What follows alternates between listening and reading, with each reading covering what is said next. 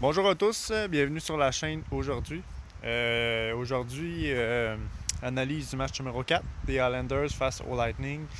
Excusez-moi de ne pas avoir fait ma vidéo avant pour ceux qui me suivent, pour ceux qui ça l'intéresse vraiment. Je ne l'ai pas fait hier, même si le match a été de bonheur, pour la simple et unique raison que j'étais extrêmement frustré du dénouement et j'avais pas envie de vous en faire part aujourd'hui. Le lendemain, étant aujourd'hui, j'ai dépompé un petit peu du match d'hier. Vraiment, là, ma vidéo sur l'analyse du match numéro 4 va être très courte. J'ai extrêmement une grosse déception face à notre équipe dans cette série-là. Je considère vraiment que les Islanders se laissent aller, se laissent piétiner, ne démontrent pas aucun momentum, ne fait absolument rien pour essayer d'aller chercher la Coupe Stanley. Pour se rendre au moins en finale. Je pense que les joueurs sont fatigués, je pense que les joueurs sont tannés d'être là, ils ne veulent juste plus jouer et ça se voit depuis les 3 derniers matchs. Oui, les Islanders ont une victoire dans cette série-là, mais vu les chances inouïes que le Lightning a laissées aux Islanders durant tout le long des séries, c'est-à-dire des power play à profusion qui n'a aucun impact sur le Lightning. Aucune. Je vais le dire, je vais le répéter, le power play des Islanders est mort. L'offensive est une panne générale, c'est mort. Et au niveau des gardiens de but, Varlamov, c'est archi mort. Il se passe absolument rien à ce niveau-là. L'équipe est en panne générale. Le Lightning fait ce qu'il veut avec les Islanders. Il s'amuse avec eux, pareil comme si on était un club école. Je trouve ça insultant, je trouve ça dégueulasse, je trouve ça dégradant.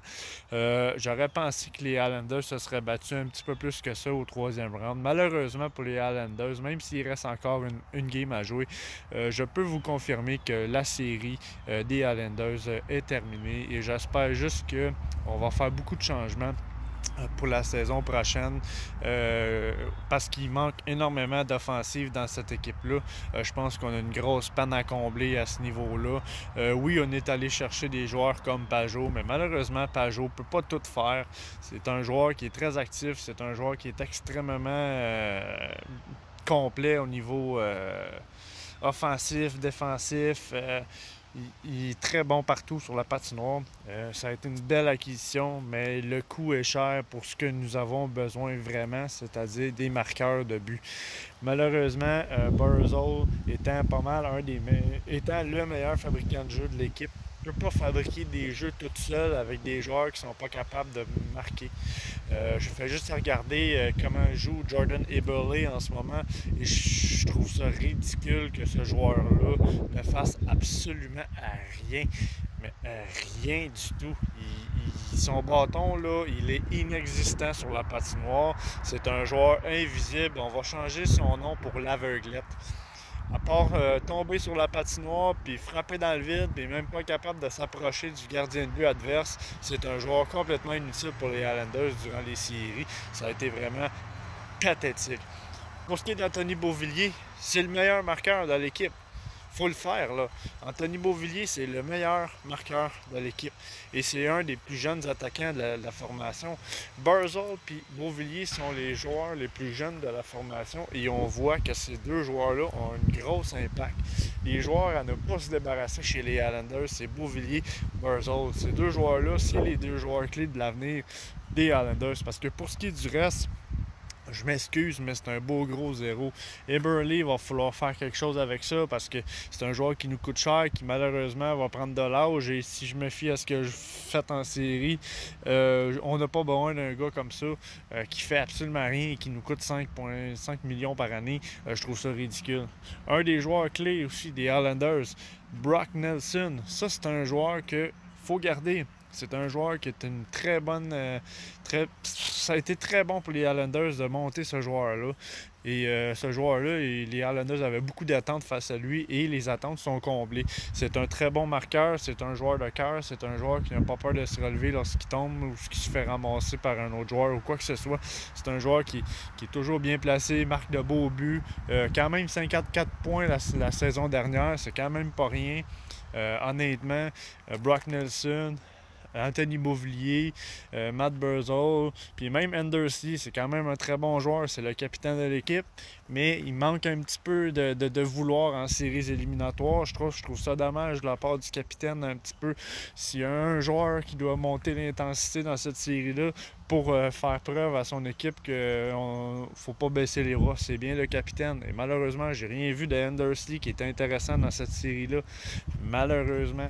Pour ce qui est du reste de l'équipe, au niveau défensif, j'ai pas grand-chose de négatif à dire. On a une bonne défensive. Il y a beaucoup de jeunes joueurs défensifs qui s'en viennent pour la formation. Je fais juste penser à Noah Thompson, Boyd Wild. Je fais juste penser à Samuel Bolduc également qu'on a signé en fin de saison, un contrat de 3 ans recru. Il y a beaucoup de belles relèves défensives qui s'en viennent chez les Islanders, mais au niveau offensif, malheureusement, c'est mort. Il va falloir vraiment se concentrer cette année sur les drafts pour aller chercher des joueurs offensifs pour l'avenir de la formation, parce que ce qui s'en vient pour les Islanders, à part Michael Dacole, puis Kiefer Bellow, puis même Samuel Armstrong.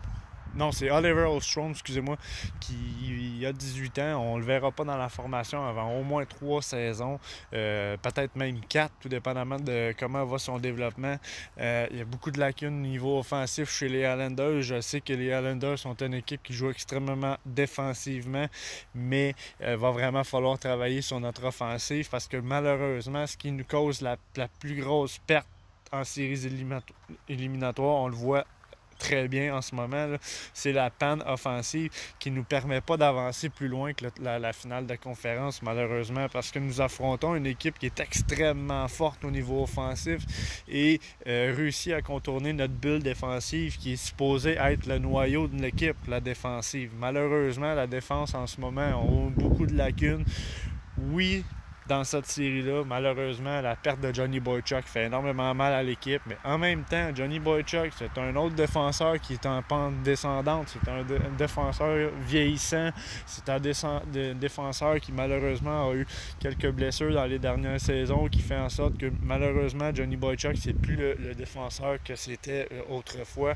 Je trouve que ce défenseur-là est encore un très bon défenseur, mais malheureusement, avec l'âge qu'il a et les blessures à son actif et le fait que les 2 dernières séries éliminatoires n'ont pas pu aider sa formation, je pense qu'il est temps pour les Islanders d'échanger Johnny Boychuk dans le temps qu'il y a encore une valeur marchande.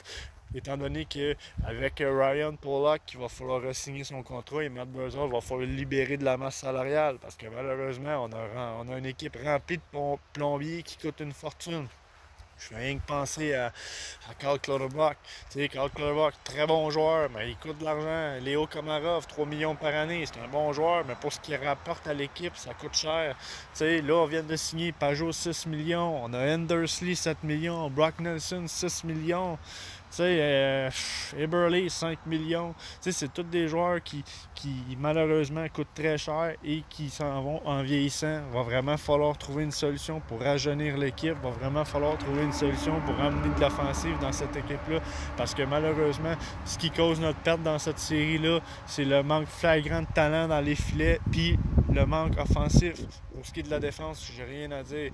Les Islanders, ça fait des années qu'ils travaillent sur leur défensive et c'est ce qui nous permet d'avancer puis de se rendre en séries éliminatoires. Sauf que là, ça prend des joueurs vraiment offensifs.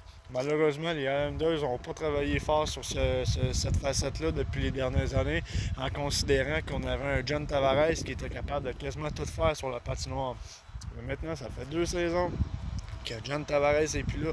Il va vraiment falloir trouver un noyau offensif fonctionnel pour les Islanders parce que si ça continue comme ça, on va devenir une équipe qui joue tout simplement avec la défense. Puis ça, c'est plate, ça va causer notre perte.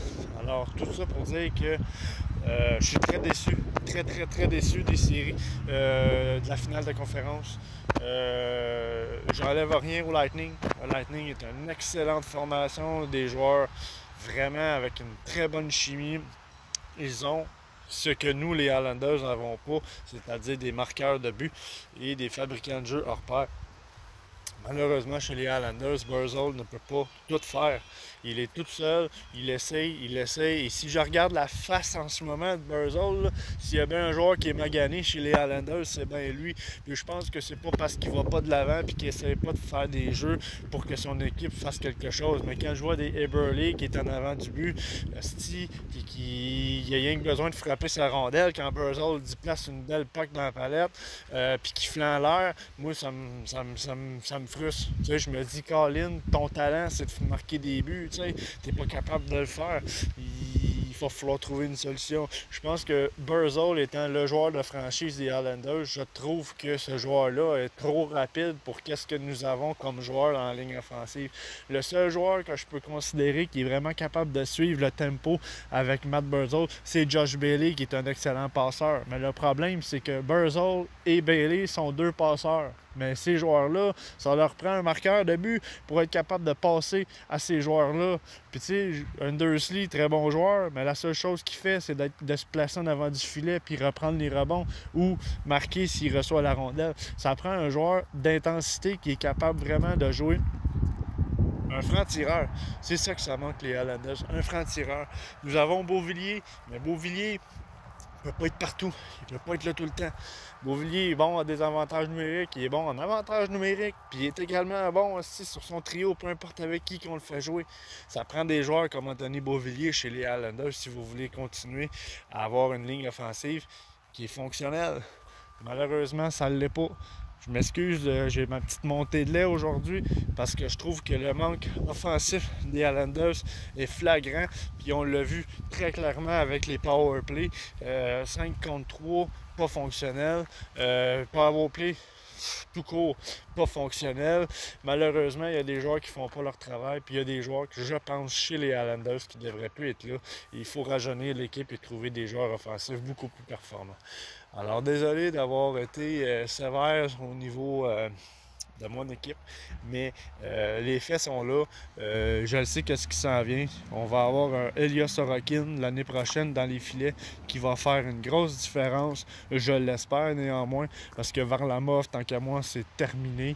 Je pense que malgré son âge, 31 ans ou 30 ans, je sais qu'il est encore jeune, je sais qu'il a encore du gaz à donner, mais malheureusement, pour être un premier gardien de but, c'est inacceptable et malheureusement, on va perdre Thomas Greisch à la fin de la saison, qui est un excellent gardien de but.